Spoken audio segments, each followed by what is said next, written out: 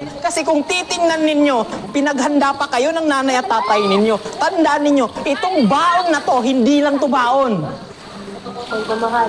Yung pagmamahal, yung pera, sakripisyo na meron sila pambili ng bigas na to, yun ang laman nito. Sadyang hindi nyo lang nakikita. Minsan magrereklamo kayo na wala kayong ulam. Eh ang tanong ko, nakita nyo bang kumain yung mga magulang nyo para lang mabili ito?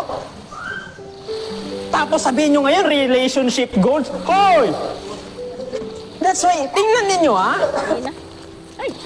Kung bawat bagay na tinitingnan ninyo o tinatanggap nyo sa pamilya ninyo, sa nanay o sa tatay mo, o OFW man yan o hindi, malayo man yan o hindi, kung titingnan nyo sa na yung mismo binigay niya, hindi lang basta pera, hindi lang basta baon, hindi lang basta damit, papasalamatan nyo sila.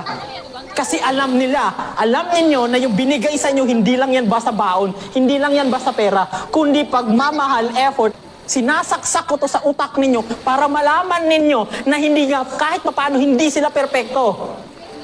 Pero kung papansin ninyo kung ano yung binigay nila sa inyo, kung marunong lang kayong magpasalamat, kahit paano, sobra yung binibigay nila sa inyo. Pero ang tanong ko, alam nyo ba kung paano nila nakuha to?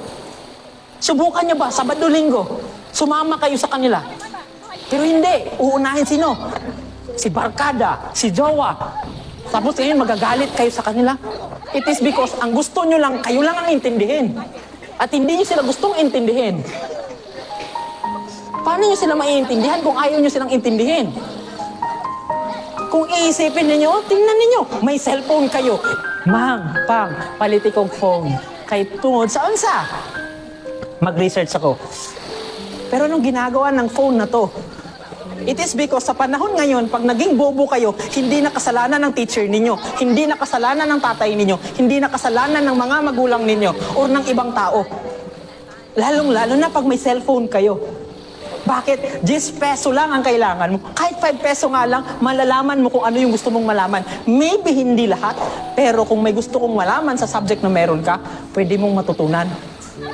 But you choose nang i-research ninyo. Sa halip na i-grow yung sarili ninyo. Kasi ang gusto ko lang iparating sa inyo, hindi lahat. Maybe hindi nila lahat nabibigay sa inyo ng gusto ninyo. Yes, nagagalit kayo. Pero mula sa baon ninyo, sa iPad na to, hindi ito nakuha ng libre. Pero dahil kahit papano hindi kayo marunong magpasalamat, hindi kayo marunong mag-appreciate, ang tingin nyo sa kanila, sobrang sama nila. Kulang na kulang sila. Pero pinapaalala ko sa inyo na please naman, isama ninyo sa pangarap ninyo ang tatay at sa kananay ninyo. Hindi yung jowa ninyo. Kasi itong jowa ninyo at iniwan kayo, babalik kayo kanino? Sa family ninyo. Kahit anong gawin nyo dito, paminsan, hindi halos lahat. Pag nasaktan kayo, sila yung tatanggap sa inyo.